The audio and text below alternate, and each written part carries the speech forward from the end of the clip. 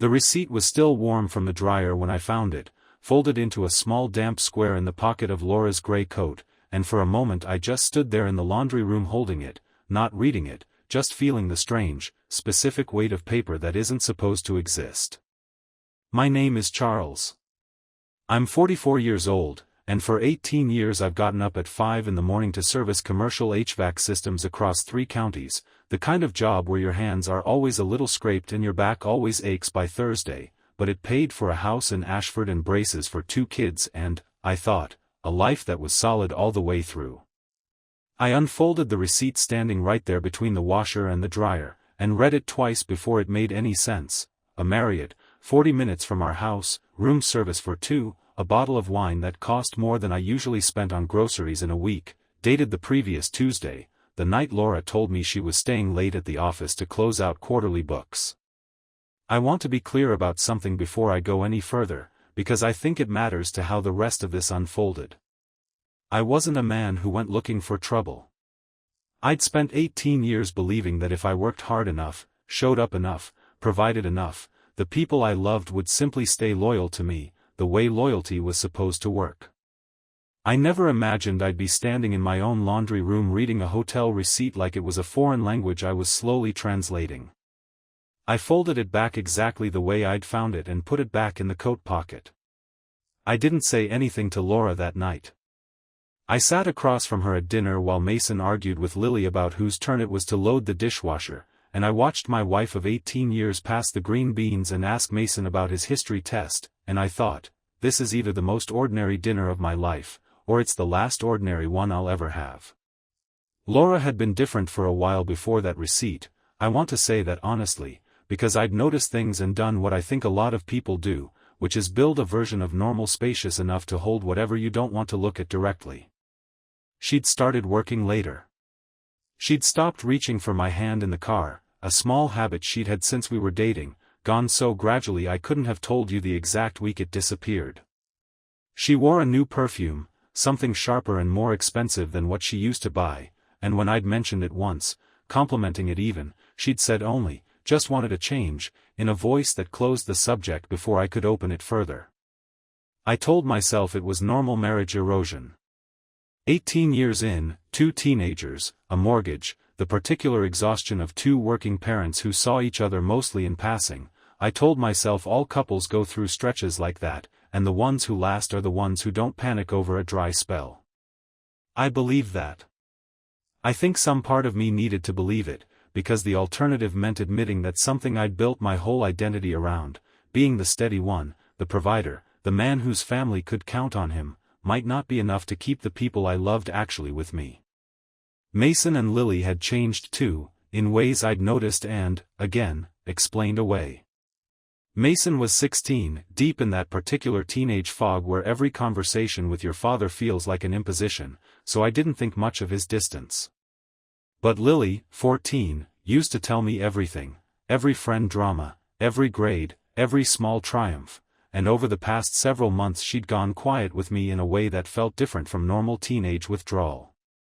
She'd still talk. Just not to me the way she used to. I noticed it. I filed it, the way I'd filed the perfume and the late nights, under things that will pass. That night, after the receipt, after dinner, after Laura had gone up to bed claiming a headache, I sat alone at the kitchen table with the lights off, running my thumb along the edge of my phone, and I thought about calling my brother Danny, or my old friend Pete from the Union Hall, someone, anyone, who could tell me I was wrong, that there was an explanation, that 18 years didn't just evaporate over a hotel receipt found in a coat pocket. I didn't call anyone. I sat in the dark instead, turning that receipt over in my mind like a stone I couldn't put down, and somewhere in that silence I made a decision I didn't fully understand yet. I wasn't going to ask her. Not that night. Not until I understood exactly what I was asking about. I want to stop here for a second, because I think this matters. There's a particular kind of loneliness that comes from sitting in your own kitchen, in the house you've spent 2 decades paying for, and realizing you no longer trust the version of your life you've been telling yourself. Maybe you know that feeling. Maybe you've sat somewhere similar, running your thumb over something small and damning, wondering if you're about to lose something you thought was permanent. The next morning, Laura was up before me, which was unusual. She'd taken to sleeping later most days, another thing I'd noticed and set aside.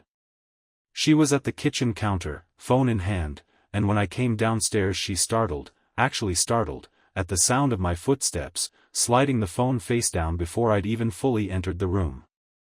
I'd seen that gesture from her a dozen times over the past months. I'd never let myself name what it meant until that morning, standing there in my socks, watching my wife hide a screen from her own husband in her own kitchen. "You're up early," I said. "Couldn't sleep." She didn't look at me.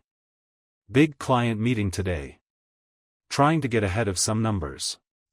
I nodded, poured my coffee, and didn't ask which client, didn't ask why a bookkeeper working part-time for a dental practice and 2 small retail shops would need to get ahead of numbers before 7 in the morning.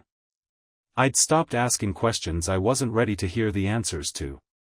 That, I've come to understand, was its own kind of failure, not Laura's, mine, a blind spot I'd carried my whole life, the belief that showing up quietly and never making waves was the same thing as strength. Lily came down for breakfast a few minutes later, backpack already on, and gave me a quick, distracted hug before grabbing a granola bar. As she turned toward the door, something slipped from the side pocket of her backpack and landed on the kitchen floor, a small velvet box, the kind that comes from a jewelry counter, not the kind 14-year-olds usually carry. She snatched it up so fast I barely registered what I'd seen, mumbling something about a friend's birthday gift, and was out the door before I could ask a single question. I stood there in the kitchen, coffee going cold in my hand, staring at the space where that little velvet box had been, and felt something shift in my chest that I couldn't yet name, not suspicion exactly, something colder and more specific, the beginning of a thought I wasn't ready to finish. I didn't know it yet, but that small velvet box in my daughter's backpack wasn't the strangest thing I'd find in my own house that month, and by the time I understood where it had actually come from, I'd already lost far more than I realized I was losing. The weeks after the receipt moved at 2 different speeds. Work moved the way it always did, service calls, compressor repairs, the particular satisfaction of fixing something broken and knowing exactly why it had failed. Home moved differently, slower and stranger, like I was watching my own family through a pane of glass that had started, very slightly, to warp. I kept the receipt. I hadn't decided why yet, only that some instinct told me not to destroy the one piece of physical proof I had of something I still couldn't fully name. I put it in an envelope in my truck's glove compartment, underneath the owner's manual, and every few days I'd find some reason to be alone out there and I'd take it out and read it again, as if rereading it enough times might change what it said. Laura's late nights became a fixture rather than an exception. Tuesdays and Thursdays, mostly, sometimes a Friday, always tied to some plausible work explanation, quarterly closings, a client audit, a software migration at the dental office that seemed to be taking an unusually long time to finish. I never checked her math. I want to be honest that a large part of why I never checked was fear, plain and unglamorous, the fear that if I looked too closely, I'd find exactly what I was afraid of finding, and then I'd have to do something about it. As long as I didn't look, some part of me reasoned, I still had a marriage. It's a strange kind of logic, but I've come to understand it's a very human one. The perfume kept showing up, that same sharp, unfamiliar scent, and one evening I noticed something else alongside it, a faint trace of cologne on the shoulder of her cardigan that wasn't mine, wasn't anything I owned. I stood behind her for a moment in the hallway, close enough to catch it, and said nothing. She turned, caught me looking at her in a way I hadn't quite meant to be caught, and asked, too quickly, "What?" "Nothing," I said. "Just tired." She studied my face a beat longer than the moment required, like she was checking whether I meant it, and then went back to folding laundry. Money started drawing my attention around then too. I did the household books myself, always had, one of the few domestic tasks Laura had happily ceded to me early in our marriage, and I noticed a credit card statement with charges I couldn't account for. A restaurant in the city I'd never heard of, $186, dated a Tuesday. A boutique downtown, $240, 2 days before that.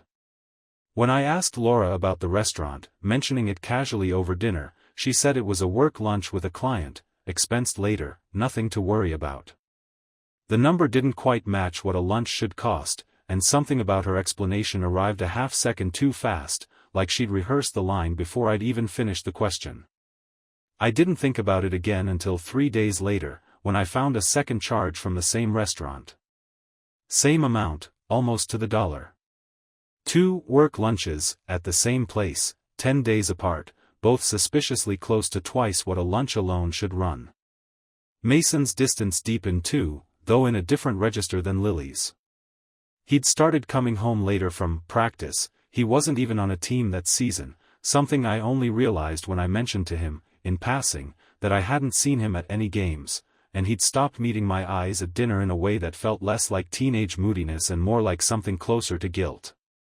When I asked him directly where he'd actually been, he mumbled something about hanging out at a friend's, and I let it go, because pushing Mason for information had never once in 16 years produced anything but a slammed door. Lily, meanwhile, had gotten a new phone case, expensive, the kind with a designer logo I recognized from magazine ads, and when I asked where she'd gotten it, she said she'd saved up babysitting money, which might have been believable if I hadn't also noticed a matching bracelet on her wrist a week later, and then, not long after that, a pair of sneakers that retailed for more than I made in half a day's work. I brought it up with Laura once, quietly, after the kids were asleep. Lily's got a lot of new stuff lately. New phone case, bracelet, now these sneakers. She's saving up that much from babysitting? Laura didn't look up from the book she was pretending to read.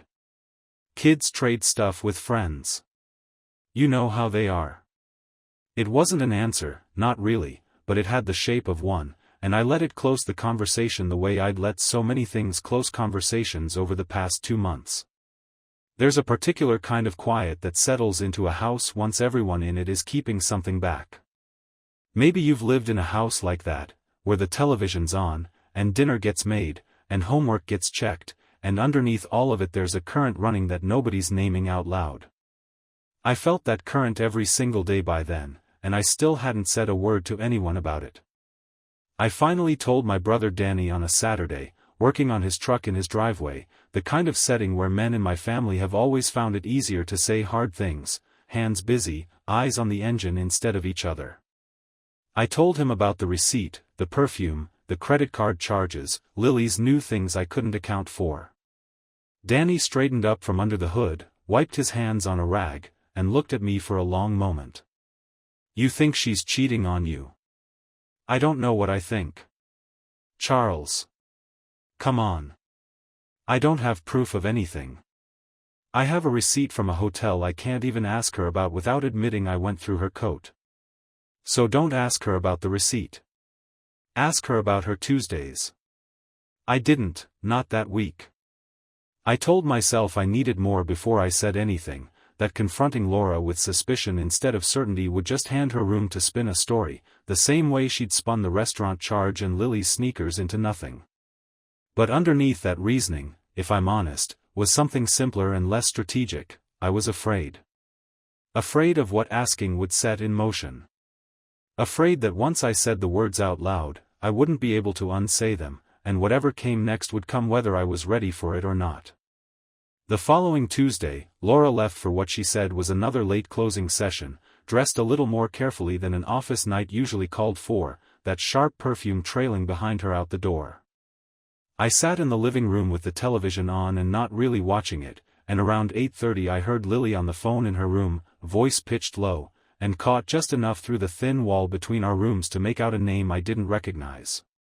No, Grant already said it's fine, he doesn't care. I stood very still in the hallway outside her door, my hand not quite touching the frame, and felt something cold settle into my stomach. Grant. I didn't know who that was. I didn't know why my 14-year-old daughter was saying his name in a tone of easy familiarity, like he was someone whose opinion mattered to her, someone whose generosity she'd already learned to expect. I didn't knock on her door. I went back downstairs, sat in the dark living room, and turned that single name over and over, alongside the receipt in my glove compartment, the restaurant charges, the sneakers Lily had never adequately explained. I didn't know it yet, but the name I'd just overheard through a bedroom wall was going to connect every loose thread I'd been carrying for 2 months, and once I understood how it all fit together, there'd be no version of normal left for me to retreat back into. I searched for the name Grant for 3 days before I found anything solid, and when I did, it came from the last place I expected, Laura's own laptop, left open on the kitchen counter while she ran out to grab Mason from a friend's house. I want to be honest that I hesitated before I looked. Some part of me still believed that if I didn't cross that particular line, I could keep telling myself I was a man who trusted his wife, rather than a man who'd been reduced to reading her private messages at his own kitchen counter.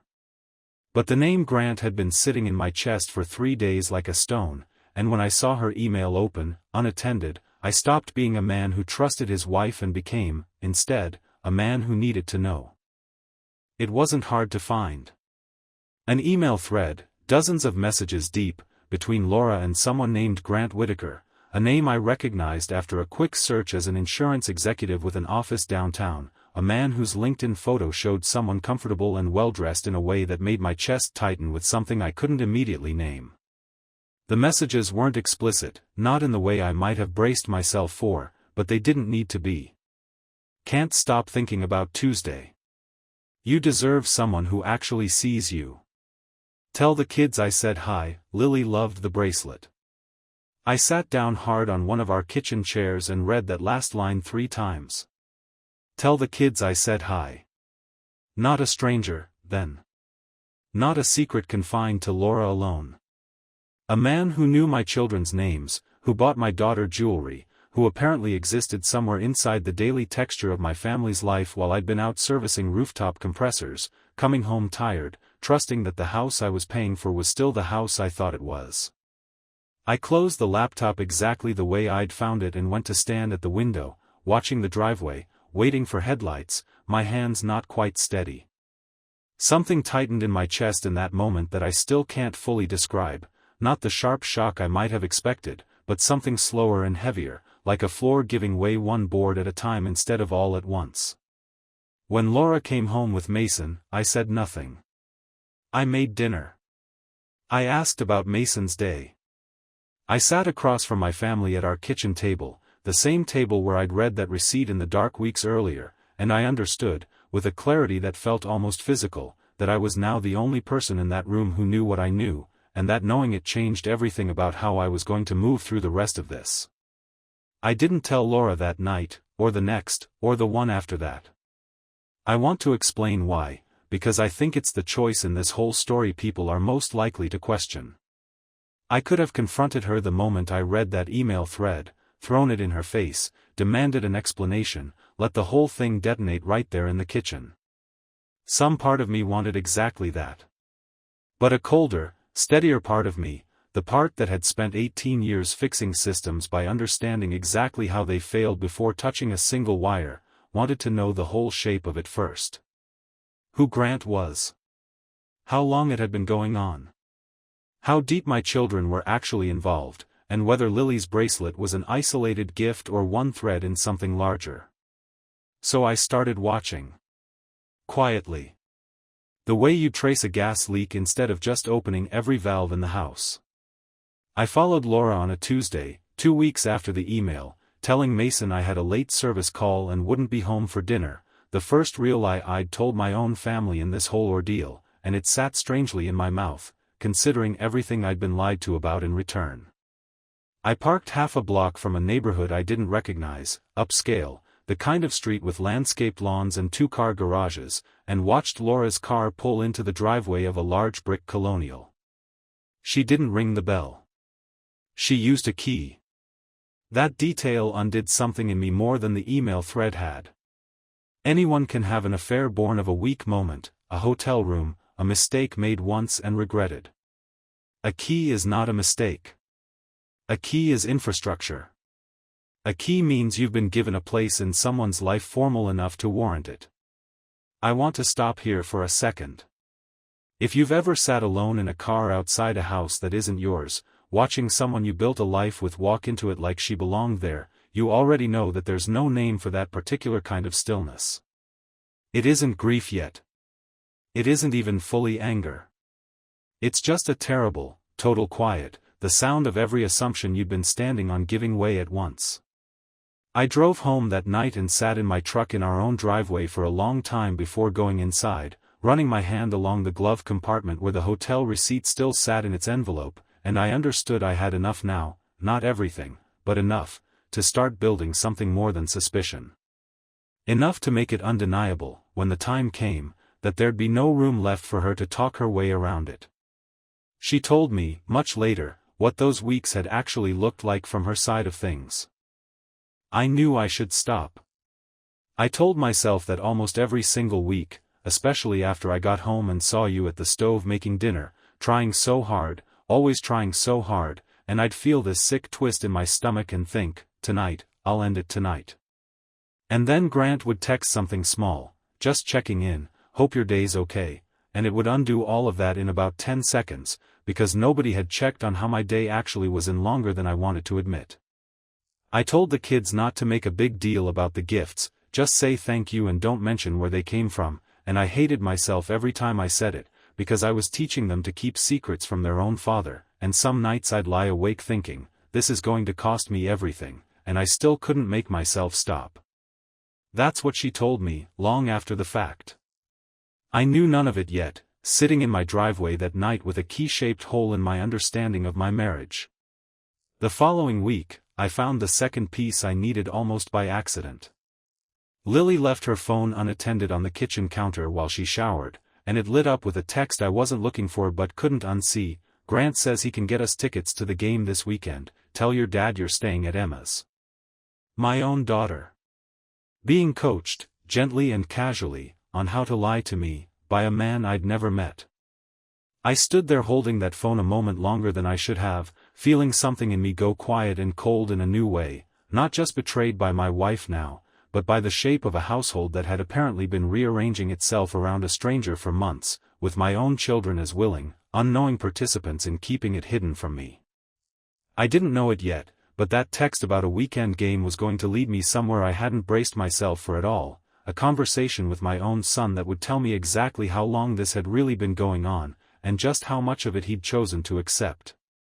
I confronted Mason 2 days later, not about Laura, not yet, but about the game tickets, the lie he'd apparently already agreed to help arrange for his sister.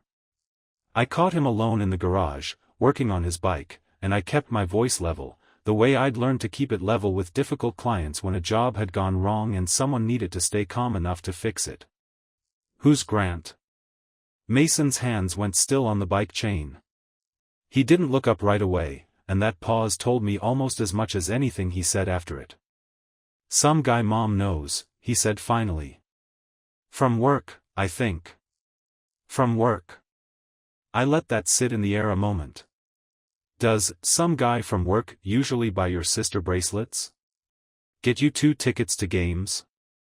Mason's jaw tightened, and for a second I saw something flicker across his face that looked almost like relief, the particular relief of a kid who's been carrying a secret longer than he wanted to and has just been handed permission to put it down. He's rich, Dad. Like, actually rich. He's got a boat. He took us out on it a couple times this summer when Mom said we were at the Hendersons. How long has this been going on? I don't know. Since spring, maybe? Mom said it wasn't a big deal, that Grant was just a friend and we shouldn't make things weird by bringing it up. I stood there in the garage, surrounded by the smell of motor oil and cut grass, and felt something in me that had been holding steady for weeks finally start to crack at the edges. And you were okay with that? Lying to me? Taking gifts from a man you knew was involved with your mother? Mason's face went defensive then, 16 years old and cornered. It's not like you were around that much either, Dad. You're always at work. Grant actually talks to us. He asks about school, he doesn't just, he stopped himself, but I understood the rest of the sentence anyway. He doesn't just come home tired and tune out. I want to be honest that this was the moment, more than the receipt, more than the email thread, more than the key sliding into that stranger's front door, that something in me went genuinely still with grief. Not because Mason was wrong to want more of my attention, he wasn't, and some part of me knew that criticism landed somewhere true, a blind spot I'd have to sit with long after this was all over. But because I understood, standing in that garage, that my own children had been quietly recruited into keeping a secret from me, in exchange for a boat ride and expensive sneakers and a man who apparently had more patience for their questions than I'd had in months of exhausted evenings. I didn't yell at Mason. I didn't have it in me. I just nodded, told him I appreciated him being honest with me now, and went inside to start pulling together everything I'd need. The financial records took the longest, and they were, in some ways, the ugliest part of what I found. I went through 18 years of shared bank history with the same methodical attention I'd bring to tracing a wiring fault, and what I found was worse than a handful of restaurant charges. Over nearly 8 months, I traced almost $11,000 moved out of accounts I'd trusted Laura to manage, some of it plausible on its own, a boutique here, a salon there, but adding up, month over month, into a pattern too consistent to be coincidence. Some of it, I later confirmed, had gone toward things Grant had generously covered and Laura had quietly reimbursed him for later, apparently uncomfortable, even in the midst of an affair, with the idea of being fully kept. There was a moment, midway through that financial reconstruction, where I found a single transaction that almost derailed everything I'd built so far, a large cash withdrawal, $2,000, the same week I'd found the hotel receipt, with no clear destination I could trace. For a full day I convinced myself it might be something else entirely, a loan to her sister, an emergency I didn't know about, some part of me still reaching, even then, for an explanation that didn't end in betrayal. It turned out, when I finally pieced it together through a receipt tucked in an old purse, to be a deposit on a piece of jewelry Laura had bought for herself, something she'd apparently been too embarrassed to wear around me. A red herring that led nowhere except deeper into the same truth I'd already been circling. I hired a lawyer that week, a sharp, no-nonsense woman named Carol Winters, recommended by a coworker who'd been through his own divorce 2 years earlier. I laid out everything I had, the hotel receipt, the email thread, the key, the financial records, Mason's account of the boat trips and the tickets. Carol looked through it all with the flat, professional calm of someone who'd seen worse, and told me, plainly, that I had more than enough to move forward on my own terms, whatever those terms turned out to be. It took me longer than it should have to understand something clearly in those weeks. I wasn't building this case because I was afraid of losing Laura. I'd already lost her, somewhere back in the spring, probably before I'd even noticed the perfume changing. I was building it because I refused to walk into whatever came next not knowing exactly what had happened to my family while I wasn't looking. Lily's behavior shifted again around that time, in a way that, looking back, I understand now as guilt finally catching up with her. She'd started leaving her new things around the house instead of hiding them, the bracelet on the bathroom counter, the phone case tossed carelessly on the couch, as if some part of her had stopped believing the secret was worth protecting anymore, or maybe just stopped having the energy to keep protecting it. One evening she sat across from me at dinner, picking at her food, and asked, out of nowhere, "Dad, do you ever feel like nobody notices when you're trying?" I remember the question landing somewhere strange in my chest, because it was, in its own way, the exact question I'd have asked her, if I'd had the words for it. Sometimes, I told her. More than sometimes, lately. She didn't say anything else. But something in her face told me she understood, at least partly, that her own quiet complicity had been its own kind of trying to be noticed, in a family where the noticing had apparently stopped happening for all of us in different ways. The final piece came together on a Thursday, when Carol's investigator confirmed what I already suspected: Grant Whitaker was married. His wife, Patricia, had no idea, as far as anyone could tell, that her husband had spent the better part of a year building a second family life around mine, complete with boat trips for my children and a key to his own front door for my wife. I sat with that fact for a long time, turning it over. It didn't change what I was going to do. But it added a weight to the whole thing that I hadn't fully accounted for, the understanding that Laura and Grant hadn't just been dismantling my family quietly. There was another house somewhere in this story, another spouse who didn't yet know her own life was about to come apart too. I called Laura's office the next morning and told her I needed to talk to her that evening, after the kids were in bed, about something important. My voice, when I said it, came out steadier than I expected, flat, controlled, the voice of a man who has already stopped bracing for a fight and started preparing, instead, to simply lay out the truth and see what was left standing afterward. I didn't know it yet, but the calm I carried into that conversation was going to hold through nearly the entire confrontation, right up until the exact moment Laura said something that I hadn't prepared myself to hear at all. Laura came downstairs a little after 9, dressed down for the evening, and stopped in the doorway of the living room when she saw what was arranged on the coffee table, the hotel receipt in its clear plastic sleeve, printouts of the email thread, the financial summary Carol had helped me put together, a photograph the investigator had taken of her car in Grant's driveway. "What is this?" Her voice was careful, testing. "Sit down, Laura." She sat, slowly, eyes moving over the table, and I watched her face do something I recognized from 18 years of marriage, the specific way she braced herself before bad news, shoulders drawing in, chin lifting slightly like she could meet it head-on if she just held herself right. "Here's what I know," I said, and my voice came out level, almost clinical, the same tone I'd use walking a client through exactly why their system had failed. "Grant Whitaker. Since spring, at least 8 months. Hotel stays, dinners, gifts to our kids. A key to his house. $11,000 moved out of our accounts, some of it reimbursing things he paid for. Mason's told me about the boat trips. Lily's had jewelry and sneakers I never questioned closely enough. I know all of it, Laura. I'm not asking you to confirm it. I'm telling you I already know, and now I need to hear what you're going to do about it." She stared at the table for a long moment, and something in her posture seemed to fold inward, all that careful bracing giving way at once. "Charles, she stopped. Started again. "It's not what you think. I mean, it is, but it's not." "Which part isn't what I think?" "I never meant for it to go this far.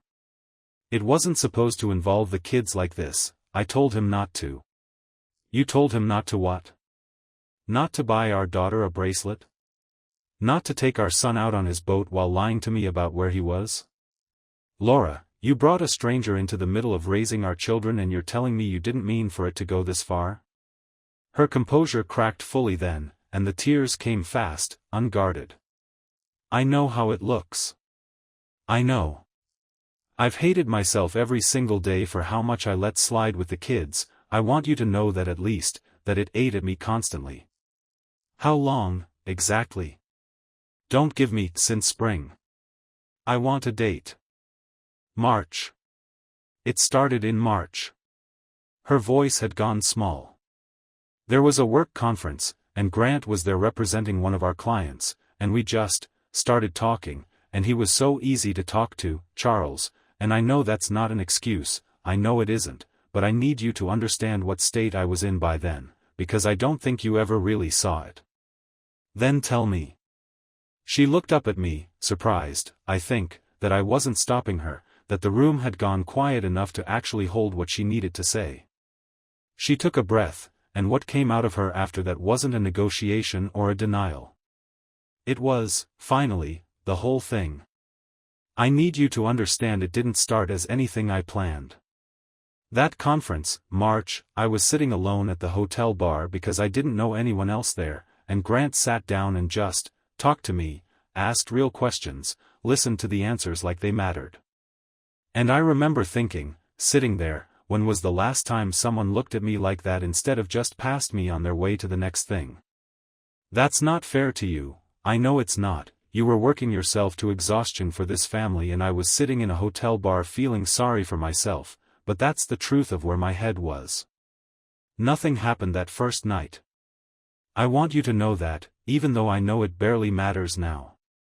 But he asked for my number, and I gave it to him, and I told myself it was harmless, just someone to talk to, everyone needs someone to talk to.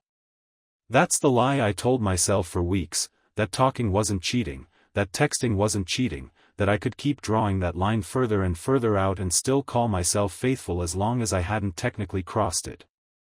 The first time we actually met up, just for coffee, I told myself it was closure, that I'd tell him I couldn't do this and that would be the end of it.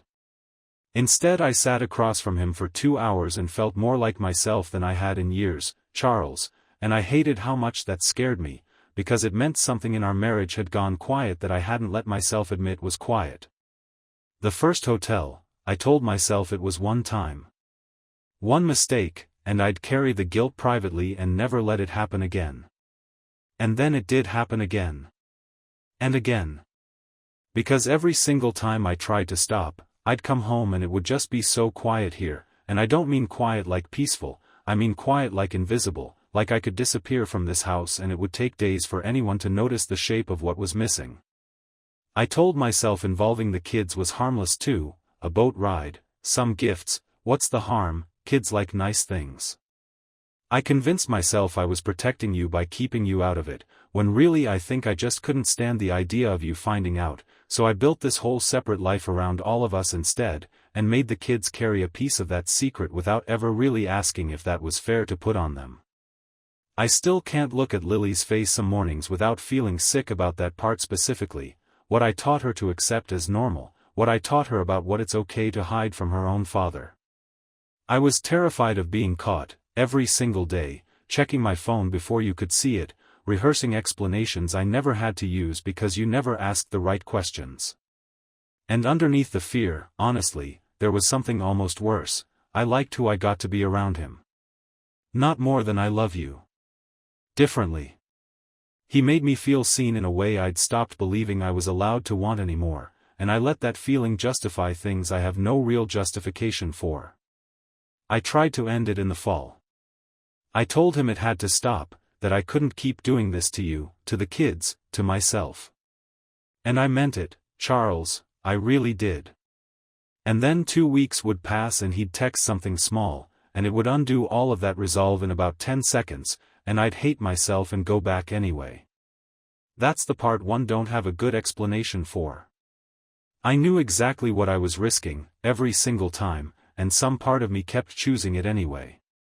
The room was silent for a long moment after she finished. I sat with everything she'd said, feeling something in my chest that wasn't quite the anger I'd braced for and wasn't quite the grief I'd been carrying for weeks either, something colder, more settled, the particular stillness of a man who has just heard the last piece of a puzzle click into place and understands, now, exactly what shape the whole picture makes. Does Grant's wife know? I asked. Laura's face went pale. No. I don't think so. She will by tomorrow. I began gathering the papers off the coffee table, squaring their edges the way I'd square a stack of invoices at the end of a job. I already have a lawyer, Laura. I've had one for 2 weeks. This isn't a conversation about whether we're going to work through this. I'm not interested in working through this. I wanted you to understand exactly what I know, and I wanted to hear, from you, how far it actually went, and now I have both of those things. Charles, please, I know I don't deserve, but the kids, 18 years, we can figure something out, I'll do anything. You already showed me what you were willing to do the past 8 months, I said, standing. I'm not interested in finding out what else you're willing to do now that you've been caught. I didn't raise my voice. I didn't throw anything, didn't slam a door, didn't give her the kind of dramatic rupture that might have let her tell herself, later, that I'd overreacted. I simply gathered what I'd brought down with me, told her I'd be sleeping in the guest room, and walked out of that living room leaving her sitting alone on the couch with everything she'd just said still hanging in the air behind me. I didn't know it yet, but the calm I'd carried through that entire confrontation was going to hold for exactly 1 more week, right up until Mason and Lily found out the full extent of what their mother had done, and the family conversation that followed would end with a decision none of us saw coming that fast. I told Mason and Lily together, 3 days later, sitting at the kitchen table where so much of this had already played out in pieces. I didn't dress it up. I told them I knew about Grant, that I knew about the boat trips and the gifts, that their mother and I were separating, and that none of what had happened was their fault, even the parts where they'd kept things from me. Mason took it quietly, jaw tight, staring at the table the way he had in the garage. Lily cried, and then, through the crying, said something that stayed with me longer than almost anything else in this whole ordeal. I knew it was wrong. I knew every time I said thank you for something, and I kept doing it anyway, because it felt good to have someone notice me, and I hated myself for that, and I did it anyway. I understood that sentence better than I wanted to. I'd spent 18 years believing that showing up, working hard, and never asking for much was its own kind of love, the blind spot Danny had circled around in his driveway without quite naming it, the assumption that steadiness alone would hold a family together without anyone in it needing to be truly seen. Laura had gone looking for that feeling somewhere else. My own daughter had taken a bracelet for the same quiet reason. I hadn't caused the betrayal. But I understood, sitting at that table, that I hadn't been as present as I'd told myself I was, and that lesson arrived heavier than any of the evidence Carol had helped me compile. I filed for divorce within the month. Laura didn't contest the terms, not really. Carol's case, built on financial records and clear documentation, left little room for negotiation, and I think some exhausted part of Laura had already accepted that this wasn't a fight she was going to win, or one she fully believed she deserved to win. I took primary custody of Mason and Lily, both of whom, by then, had made clear they wanted to stay with me, a decision that cost Laura something I watched land on her face in the courtroom, a grief that looked, finally, real and unguarded. Patricia Whitaker learned about the affair the same week I filed, through a certified letter Carol helped me send along with copies of the financial records tying Grant's spending to my own family. I never spoke to Patricia directly. But Danny, whose Union Hall connection stretched further than I'd realized, told me months later that she'd left Grant almost immediately, taking their house and a significant portion of his assets in a divorce that got messier and more public than mine ever did. Grant lost his position at the insurance firm not long after. Word travels fast in a small enough professional circle, and a married man financing an affair with company-adjacent money doesn't stay employed quietly. I felt nothing like satisfaction hearing it. I felt, mostly, a kind of distant confirmation that consequences, eventually, tend to find their way to the people who've earned them. Laura's consequences were quieter but no less real. She lost the house in the settlement, moved into a small apartment across town, and lost her part-time bookkeeping position at the dental office not long after. The practice's owner, a longtime acquaintance of mine from the neighborhood, had heard enough of the story secondhand to feel uncomfortable keeping her on. She lost, too, something harder to itemize, the easy trust of her own children. Mason kept his distance for a long time. Lily, over the following year, worked her way slowly back towards something resembling a relationship with her mother, but it was never again the uncomplicated closeness they'd had before. Laura reached out to me twice in that first year, once asking if we could talk about reconciliation, once simply asking how the kids were doing. I answered the second question. I didn't answer the first. I want to be honest that there was a period, maybe 4 months after the divorce was finalized, where I tried, in some quiet internal way, to imagine forgiving her, not reconciling, but genuinely letting go of the weight of it, for my own sake if nothing else. I sat with that question seriously. And I found, in the end, that I could understand what had happened to her, could even hold some sympathy for the loneliness she described that night on the couch, without being able to make room for her back in the shape of my life. Understanding someone's reasons, I learned, isn't the same as being able to trust them again. Those are two entirely different kinds of forgiveness, and I only ever managed the first one.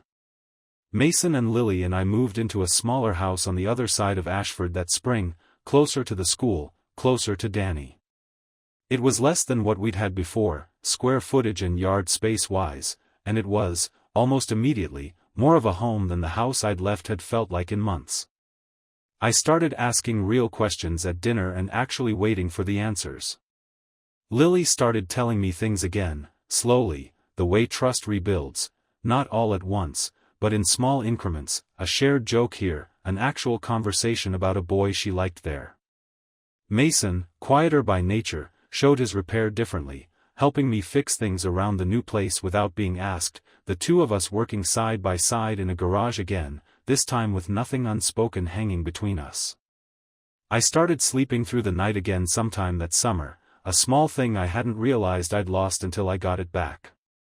I stopped checking my own phone with the low-grade dread I'd carried for months without naming it.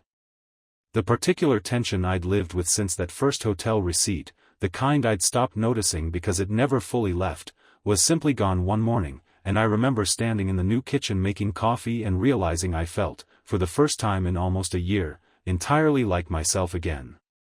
I could have stayed angry.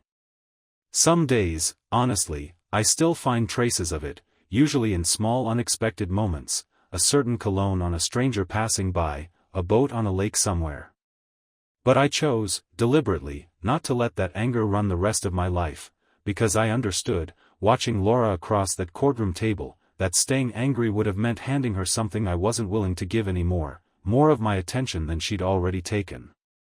I wasn't the same man who'd stood in that laundry room holding a damp folded receipt, afraid to know what it meant. I was steadier now.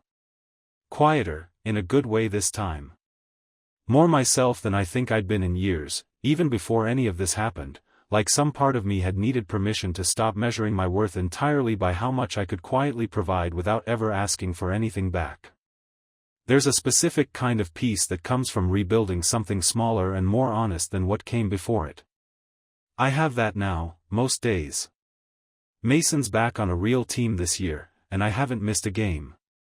Lily still keeps a bracelet in her jewelry box that she's never worn since. She told me once she couldn't bring herself to throw it away, but couldn't wear it either, and I understood exactly what she meant without needing her to explain further. That's my story. A damp receipt in a coat pocket, a key sliding into a stranger's front door, a bracelet my daughter still can't quite let go of. Thank you for staying with me through all of it. If any part of this found something familiar in your own life, I'd genuinely love to hear about it in the comments. See you in the next one.